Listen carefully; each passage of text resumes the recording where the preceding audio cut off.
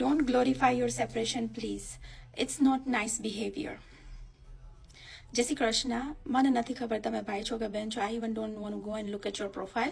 પણ હું તમારી આ કમેન્ટ યુઝ કરીને એક વાત કહેવા માંગુ છું કે હું સેપરેશનને કે ડિવોર્સને ગ્લોરીફાઈ નથી કરતી અને નથી જસ્ટિફાઈ કરતી. પણ એક વસ્તુ છે કે જેમ પરણીને સુખી રહેવું એ એક કોમન વસ્તુ છે, હોવી જોઈએ લાઈફમાં, એવી જ રીતે સેપરેશન અને ડિવોર્સ પછી પણ એક નોર્મલ લાઈફ જીવવી એ એકદમ કોમન વસ્તુ હોવી જોઈએ. એમાં ગ્લોરીફાઈ જેવો વર્ડ જ ના આવે. તો દેટ મીન્સ કે જે લોકો મેરેજમાં હેપી છે they are glorifying their relationship and the marriages, right? હું આ જ વસ્તુ કહેવા માંગુ છું કે ગમે એ કરશો ને કોક આવીને તમને કંઈક કહેવા આ નવરૂપ થઈ જ જશે. એટલે તમે તમારી લાઈફમાં જ્યાં હોય, સાવ અનમેરિડ હોય, મેરિડ હોય, સિંગલ હોય, સેપરેટેડ હોય, ડિવોર્સ કર્યા પછી રિલેશનમાં હોય કે ડિવોર્સ કર્યા પછી લિવિનમાં હોય કે પાછી લગ્ન કરવાનું વિચારતા હોય, એ બિહેવિયર માણસો માટે ગુડ ઇનફ બિહેવિયર હશે જ નહીં.